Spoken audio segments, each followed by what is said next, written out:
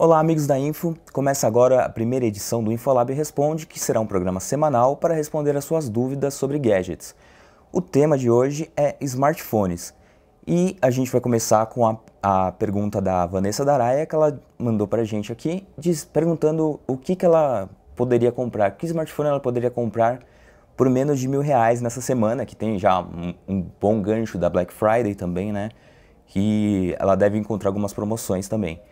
E essencialmente abaixo da faixa dos R$1.000 tem uma série de smartphones que podem atender ao seu gosto, Vanessa. Você pode escolher, por exemplo, o Moto G, que é um aparelho que tem um preço razoável, que é R$700 e oferece um bom desempenho geral. Ele tem um processador Qualcomm Snapdragon 400, que é uma configuração razoável. Ele tem 1 GB de RAM. E nessa segunda versão, agora ele tem suporte à expansão de memória para cartão por cartão microSD, que era uma coisa que faltava na edição 2013, quando a Motorola lançou. E o design dele se manteve bastante similar ao da edição anterior. Ele tem uma traseira curvada, então ele acaba sendo bastante ergonômico na hora de você segurar, assim, você não sente como se fosse um aparelho muito grande, apesar de ele ter 5 polegadas de tela, né? Essa edição não tem 4G, isso talvez seja um problema para você, mas vale lembrar que a Motorola também oferece uma edição 4G do Moto G, que foi lançada anteriormente, e essa edição 4G também tem suporte à expansão por microSD. A tela dele, entretanto, é um pouco menor, ela tem 4,5 polegadas, assim como a edição 2013.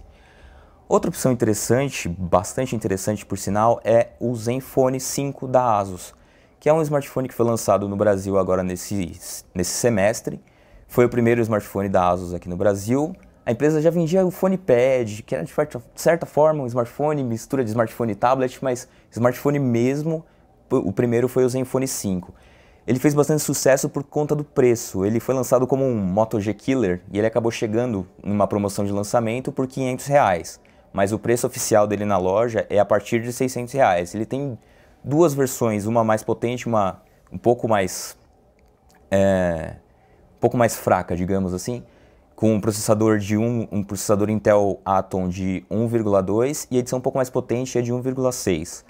Os aparelhos têm 8 GB de memória RAM, assim como acontece com o Moto G, e o Zenfone 5 tem suporte à expansão por microSD também, e oferece um bom desempenho geral, mas o que eu diria que seria o mais atraente desse dispositivo da ASUS é o design, que parece que a ASUS investiu um pouco mais nesse design do Zenfone 5 por conta de perceber que o Moto G ele focou em ser um aparelho que oferece um bom desempenho geral, mas não tanto assim, não tem tanto refinamento quanto chegou o Zenfone 5 aqui no Brasil.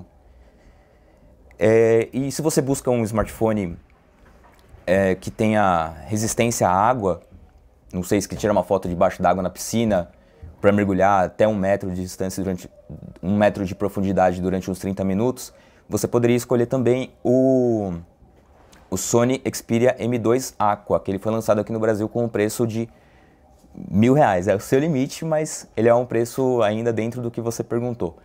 Ele tem uma configuração bastante similar à do Moto G e a do Zenfone 5, eles são, em termos de desempenho, em termos de benchmark, eles são bastante similares.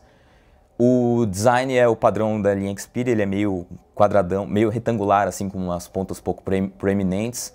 Isso talvez seja um ponto negativo para você, porque às vezes você prefere um aparelho um pouco menor, e aí os outros aparelhos acabam saindo melhor nesse ponto. Como eu disse, ele pode ser mergulhado a 1 metro de profundidade durante 30 minutos, mais do que isso já não é recomendável, porque a empresa já não garante mais, a certificação IP dele não permite muito mais do que isso. E o desempenho dos três, em geral, é bastante similar, então eu acho que a escolha vai depender tanto do seu gosto pessoal quanto ao design, quanto ao preço, quanto você está disposto a pagar realmente no aparelho. E agora a gente tem uma pergunta do Marcos Vinícius Brasil, que diz aqui: olá, vou colocar você na fogueira. Moto G ou Zenfone 5? Bom, como eu tinha dito já agora no comecinho, os dois são aparelhos bastante similares em termos de configuração e em termos de desempenho. Em geral, O, o Moto G, ele se destaca mais no Brasil atualmente porque ele já chegou na segunda edição, a primeira edição vendeu muito bem, a Motorola vive se vangloriando de quanto ele vendeu no Brasil. E vale notar que o Moto G é o aparelho da Motorola mais vendido na história da empresa. E agora o Zenfone 5, ele já tem aquele apelo pelo design. Só que o que a gente constatou aqui nos testes do Infolab é que o Zenfone 5 ele peca por uma coisa que eu acho que é essencial para todo mundo que tem um smartphone hoje. E eu acho que é uma carência, que as empresas não estão conseguindo suprir isso direito ainda, que é a duração de bateria. O Zenfone 5 tem uma duração de bateria um pouco pior do que a do Moto G. Não que o Moto G também seja algo incrivelmente melhor, mas onde eles realmente se diferenciam é aí, nesse ponto da bateria, que o Moto G dura um pouquinho mais, e também a gente tem que considerar que a ASUS usa uma personalização de interface no Android. Apesar de já ter anunciado a atualização...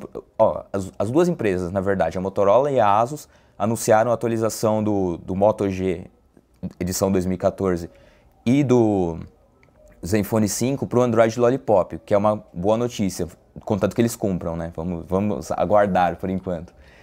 E aí é aquela coisa, se você prefere um smartphone com um Android mais puro, uma coisa mais parecida com o que a gente encontra na linha Nexus dos smartphones que são fabricados pelo Google em parceria com alguma fabricante, a melhor escolha é o Moto G, porque o Moto G foi um smartphone que foi lançado quando a Motorola ainda pertencia ao Google.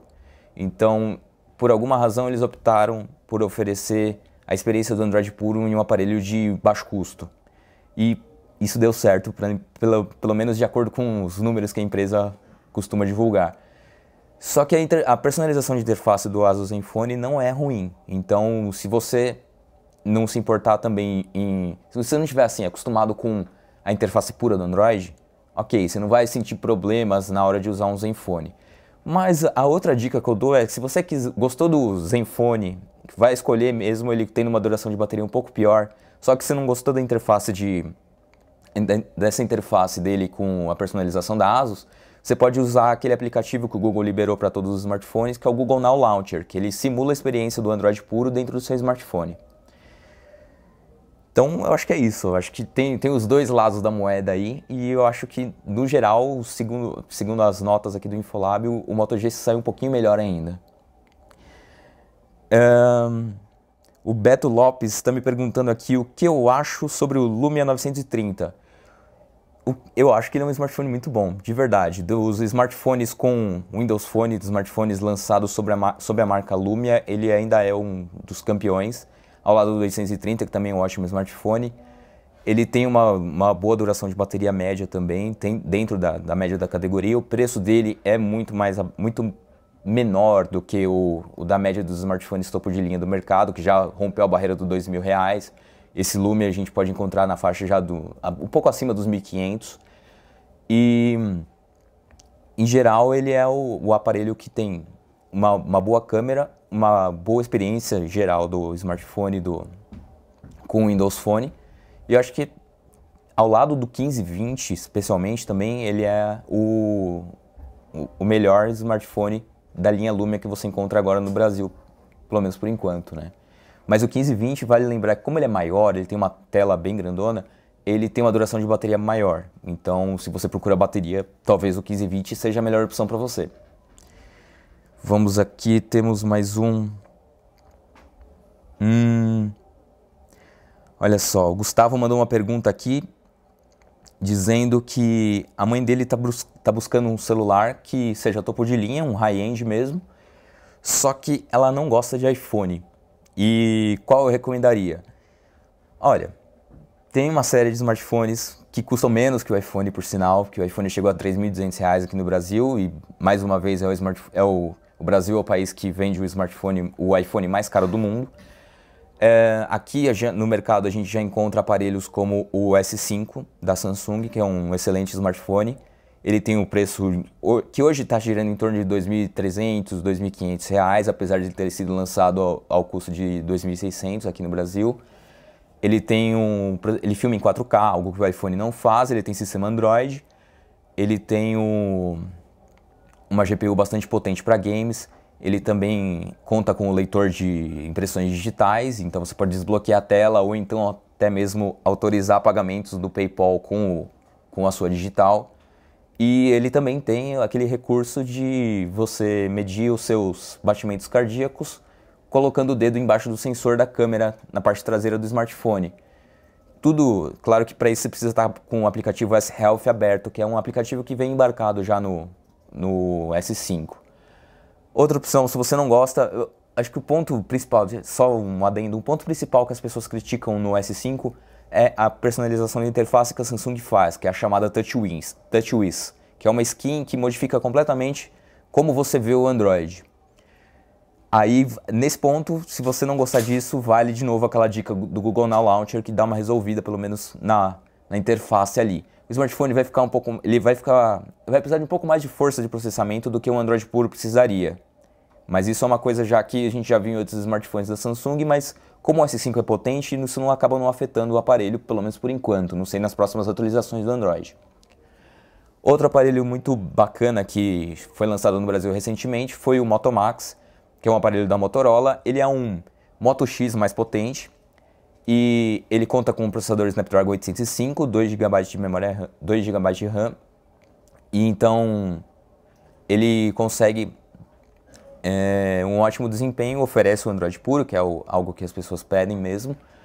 E o principal diferencial dele, assim como acontece com o Galaxy Note 4, que está aqui no Infolab também para testes, é o método de recarregamento rápido que a Motorola e a Qualcomm oferecem.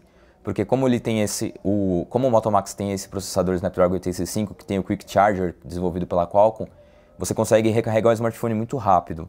A gente está realizando os testes do Moto Max ainda aqui no Infolab, a gente ainda não chegou num veredicto mesmo, só que por enquanto, pelo que eu estava vendo antes da gente começar aqui, eu vi que vários reviewers internacionais estão falando que conseguem recarregar o smartphone, o Moto Max, do 0 até o 100% em cerca de 2 horas. Então é uma coisa bastante bacana se você vive ficando sem bateria.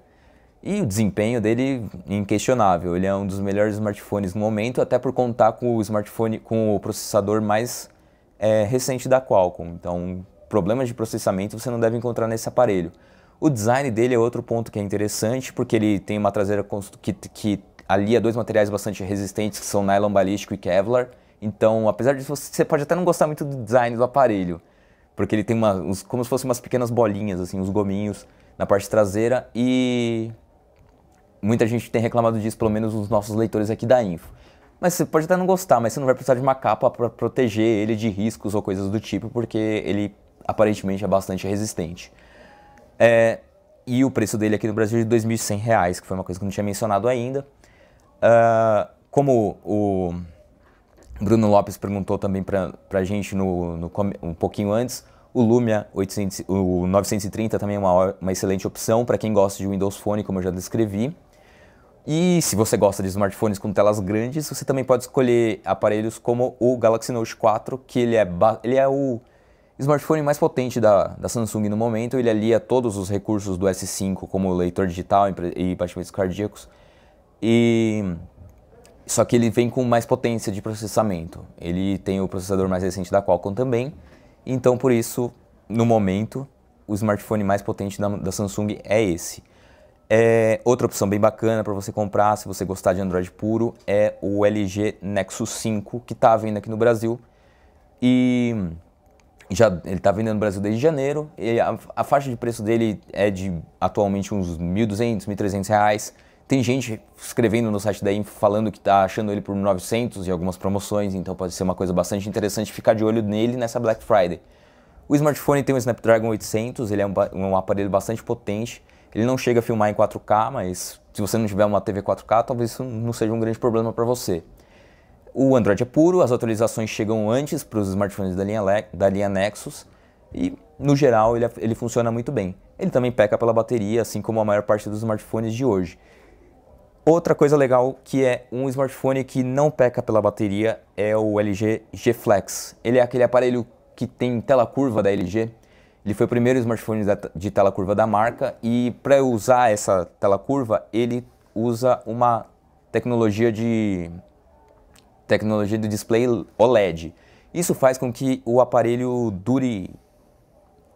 A bateria do aparelho dure muito tempo. No teste do Infolab, ele foi um dos recordistas daqui e ele atingiu mais de 12 horas de duração de reprodução de vídeos contínua com Bluetooth e Wi-Fi ativos. E então você não deve ter problema de bateria com esse smartphone, só talvez de colocar ele no bolso, né? Porque ele é meio curvo. Apesar de que ele tem uma tecnologia de regeneração. Se você consegue apertar ele contra a mesa, deixar ele completamente reto e ele volta a ficar curvo. Até nos testes do Infolab que a gente fez aqui, a gente chegou a pisar em cima do aparelho e ele voltou ao normal. É bem bacana isso. Vamos ver se temos mais alguém aqui. Zenfone. É verdade, olha, o João Vitor me corrigiu aqui, mas é uma coisa bem verdade. O Moto Max, eu falei que o Moto Max tem 2 GB de RAM, na verdade ele tem 3 GB de RAM. Ele é um smartphone realmente muito potente, eu acabei me confundindo na hora de falar. Tava falando no embalo aqui, acabei falando 2 GB, mas na verdade são 3 GB. E isso com certeza ajuda na hora de você jogar uns games, de você fazer várias coisas ao mesmo tempo, rodar aplicativos pesados. Você não vai ter problemas com isso nesse aparelho justamente por causa dessa memória RAM mais potente, do processador e do Android puro, que acaba ficando mais leve para o sistema, para o processador. E vamos ver, o João Vitor está perguntando aqui: estou querendo comprar um smartphone top de linha com resistência à água, primeiro trimestre de 2015. Devo esperar o Z4 ou compro o Z3 mesmo? O Z3, ele é um ótimo aparelho geral já. A gente testou aqui no Infolab. Ele tem um design diferente, que eu acho que isso foi o grande ponto da Sony. A Sony acertou em cheio em melhorar o design, porque o Z1 e o Z2 eram aparelhos que tinham pontas muito proeminentes. Então, na hora de você colocar no bolso, ele incomodava, então ficava um pedaço do smartphone para fora, sabe? E eles conseguiram reduzir um pouco o tamanho do aparelho. A tela, entretanto, ficou da mesma forma, continua com 5,2 polegadas. O Z4, eu acho que ele vai sair em junho. E eu tô falando que eu acho porque você sabe como é essas coisas, né? Não tem como prever. Mas pelo que a gente tem visto na história da Sony no último ano, ela adotou um ciclo de renovação semestral. Cada 6 meses ela está lançando um smartphone novo. Então na CES é bastante provável que a Sony já apresente o Z4. Só que, por enquanto, o máximo que ele vai poder usar, teoricamente, seria um Snapdragon 805. E isso provavelmente vai trazer um método de recarregamento mais rápido. Então, se você quiser um smartphone com bateria que carregue mais rapidamente, talvez esperar o Z4 seja uma ótima opção. Mas outra coisa sobre bateria, o Z2 se saiu melhor em termos de bateria do que o Z3. Então, talvez seja um caso de você considerar também. Um problema que o Z2 e o Z3 têm na hora de filmar em 4K é que eles acabam esquentando depois de 5 minutos. No Z2 a Sony acabou deixando passar isso, mas no Z3 eles adicionaram direto no sistema, no software da câmera, como se diz, um alerta para você não filmar. Desculpa, me enrolei. Na hora de você gravar um vídeo em 4K, você começa a gravar e ele já aparece um alerta que, caso o smartphone esquente, o software da câmera será desligado. E aí ele fecha o aplicativo mesmo, só que a inteligência que a Sony adicionou nesse Z3 foi o fato de salvar o vídeo que estava sendo gravado. Isso é uma coisa bastante importante. Vamos ver, temos mais uma pergunta. Vocês já estão com o LG G3 Stylus? Estamos com ele em algum lugar aqui do Infolab. Tá aqui? Tá aqui do lado? Vamos ver, estamos com ele aqui. Esse aqui, o G3 Stylus, a diferença principal dele do G3 é o fato dele vir com a caneta, que eu não estou achando agora. Ah, é aqui em cima. Ele vem com uma canetinha e você pode usar. Ele é um concorrente direto do Note 4. O problema que a gente constatou no G3, esse aparelho aqui ainda está em fase de testes. No G3 original a gente constatou um problema que foi curioso, tanto que eu até fui perguntar para o pessoal da LG por que isso acontecia.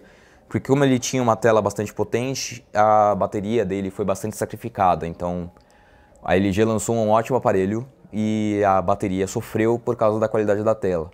No G-Flex isso não acontece, né? É exatamente o oposto. Ele é um pouco menos potente, só que ele tem uma bateria incrível, dura pra caramba. Então o que a empresa falou que é uma espécie de trade-off, que seria ou você escolhe um ou você escolhe o outro. Se você quiser um smartphone com uma tela boa e uma canetinha para você fazer usar aplicativos de desenho, se você tiver o hábito de fazer anotações ainda com a mão, em vez de não gostar de digitar, que é uma coisa que muitas pessoas ainda têm, ele é um ótimo aparelho. Mas se você quiser duração de bateria, o G-Flex é um campeão. Vamos ver se temos mais alguma pergunta.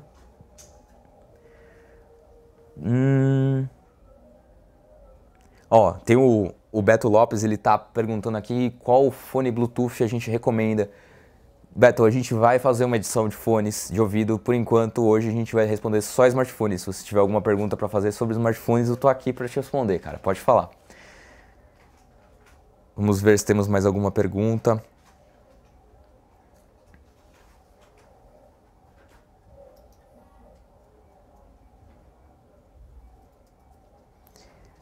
Ah, uma coisa importante também, talvez você esteja naquela dúvida cruel que vocês sempre perguntam pra gente aqui nos podcasts, se você já pode ou não atualizar o seu iPhone 4S para o iOS 8.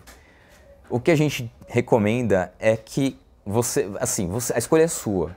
Em geral, a gente viu em alguns testes já que o desempenho ele sofre um pouco, ele acaba diminuindo, mas não é tanto assim. Então, se você não for um heavy user, talvez não seja o caso de você evitar essa atualização e ficar preso no iOS 7, o que vai acabar fazendo com que você perca alguns aplicativos, porque os novos aplicativos acabam saindo muitas vezes com suporte a partir do iOS 8, então pode ser que você perca alguns recursos.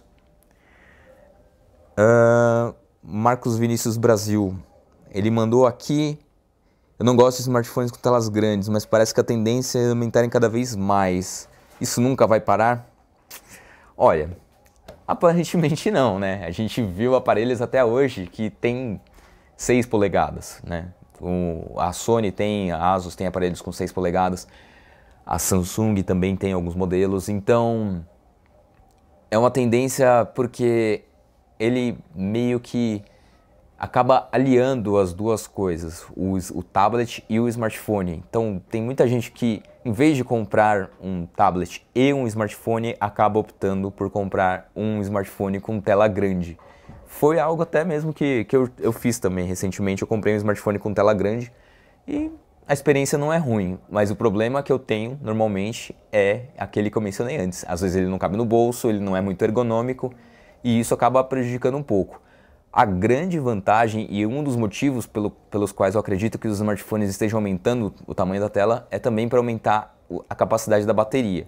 Porque smartphones com tela menor, e como tem essa tendência também de smartphones bastante finos, eles acabam durando menos. Agora, um bom smartphone que consegue aliar as duas coisas, pelo menos pelo que a gente constatou aqui no Infolab, é o Z3 Compact, que a Sony lançou aqui no Brasil recentemente, faz uns 2 meses, nem isso. Só que aí ele sofre daquele problema. Você vai ter um smartphone com tela de 4,7 polegadas, legal, um tamanho ok, bastante ergonômico e tudo mais. Só que ele é um tanto quanto espesso, mais espesso do que a média dos smartphones hoje em dia. Então você pode escolher um smartphone fino que não tem uma duração de bateria muito grande, ou um smartphone maior também que consiga te oferecer uma boa autonomia de uso. E temos mais uma pergunta aqui.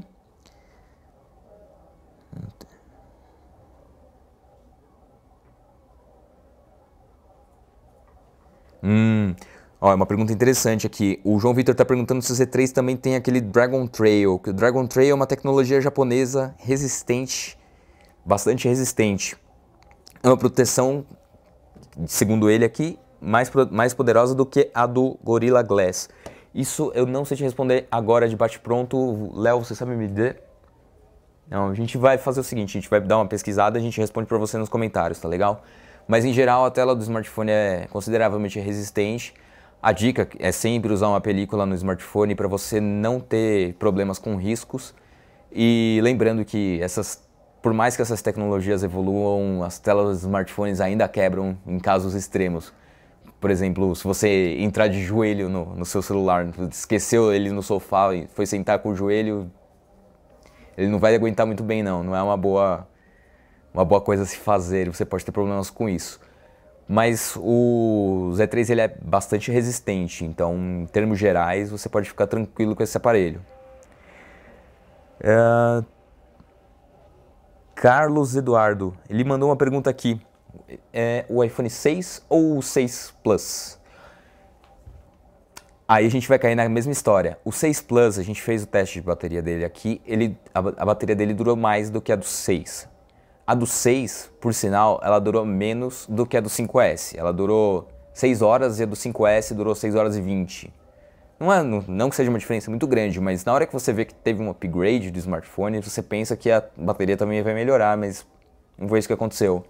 Então, um dos pontos em que os aparelhos se diferenciam é esse, e outro bastante interessante também é que você vai encontrar uma tecnologia de estabilização de imagem, de estabilização ótica de imagem no iPhone 6 Plus, que é uma coisa que o iPhone 6 não tem, até por falta de espaço. Você pode perceber até que a câmera ficou um pouco mais protuberante no 6 Plus, porque a Apple resolveu fazer um smartphone bastante fino, tão fino que o módulo da câmera é maior do que o próprio smartphone. Então ele acabou ficando um pouco protuberante e a empresa solucionou isso com aquela tecnologia de safira, do display de safira mesmo, que era uma coisa que era especulada que seria usada na tela do iPhone, mas ao que tudo indica, essa empresa não estava muito bem das pernas e acabou não dando certo, pelo menos de acordo com reportagens com fontes desconhecidas, fontes próximas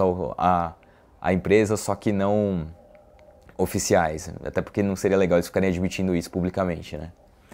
Vamos ver se temos mais alguma coisa aqui.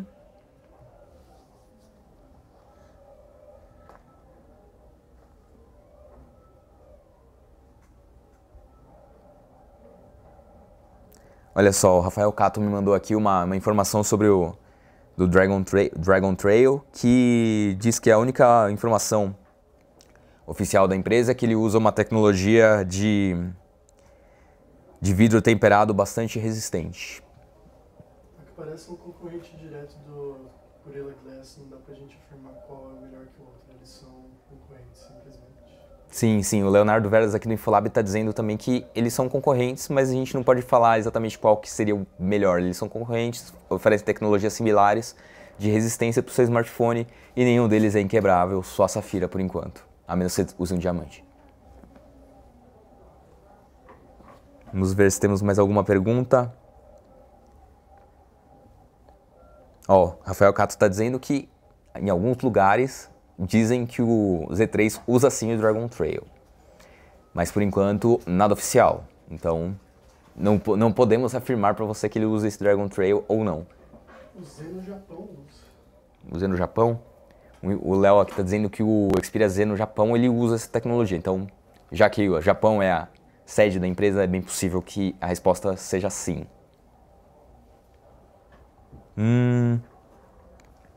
A Beatriz Cardoso mandou aqui uma dúvida. Ela está em dúvida entre o LG G3 e o G Flex. É aquilo, eu já cheguei a comentar um pouquinho antes, mas vamos falar de novo. Vou responder você, Beatriz. O G3 tem uma tela Quad HD, é uma coisa bastante interessante se você gosta de ver vídeos, ver imagens com bastante brilho, com bastante nitidez.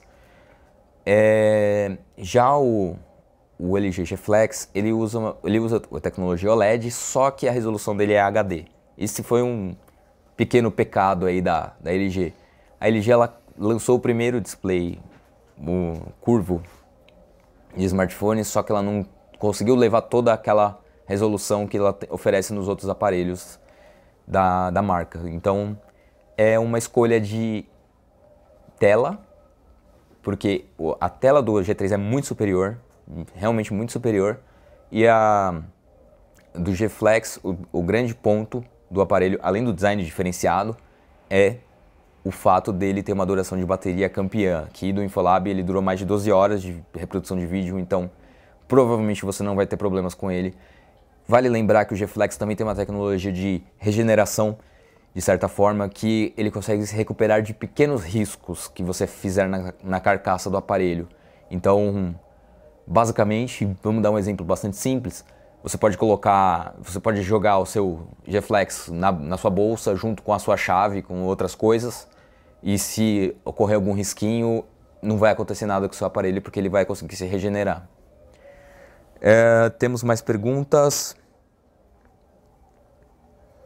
O Juliano Machado Olivetti mandou uma pergunta aqui perguntando se há uma boa hora para atualizar para o Android Lollipop devido à série de problemas.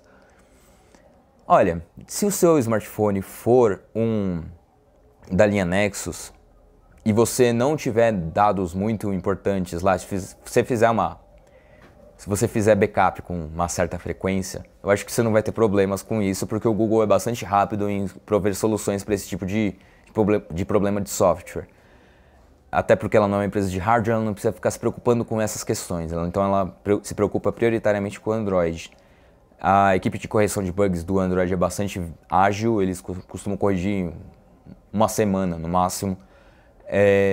Você pode atualizar sim, então, só que faça backups por via das dúvidas.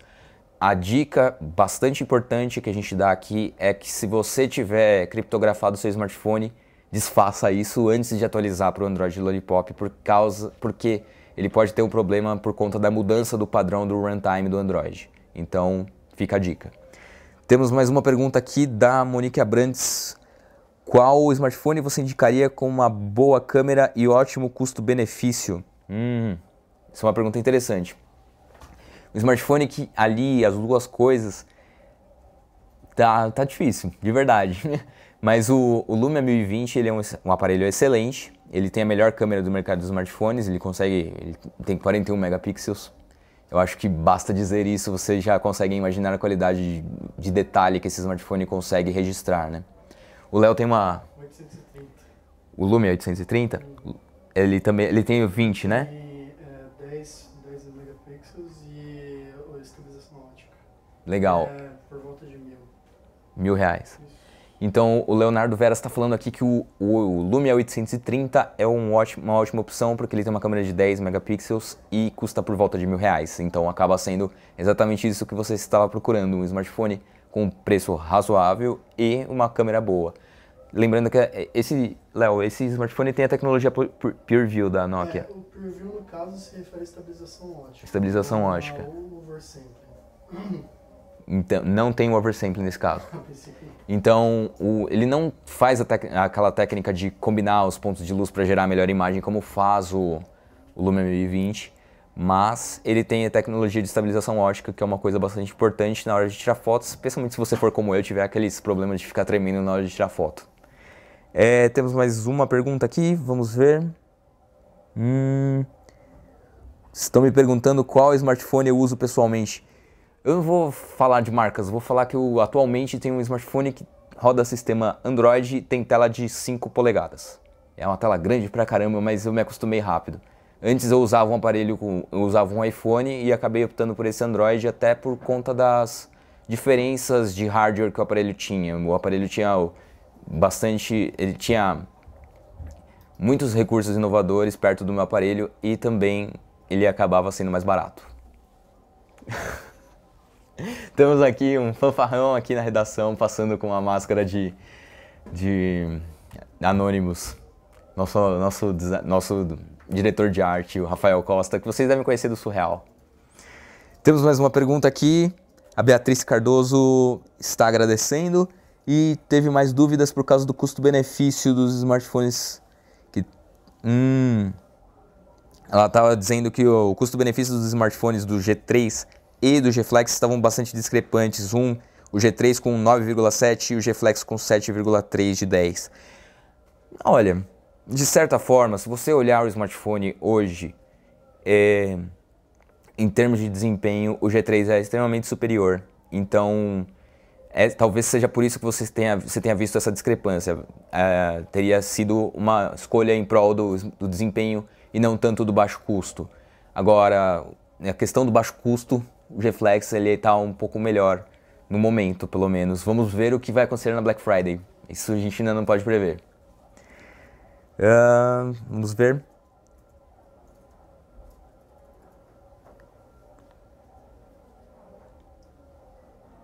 Temos mais alguma pergunta, Cadu? Temos mais alguma coisa? Não. Então é isso? É isso. Então é isso, pessoal. Então, se vocês tiverem dúvidas, podem deixar aqui também que a gente tenta responder na medida do possível. E na semana que vem a gente volta com outro tema, respondendo as suas dúvidas sobre gadgets. Até mais!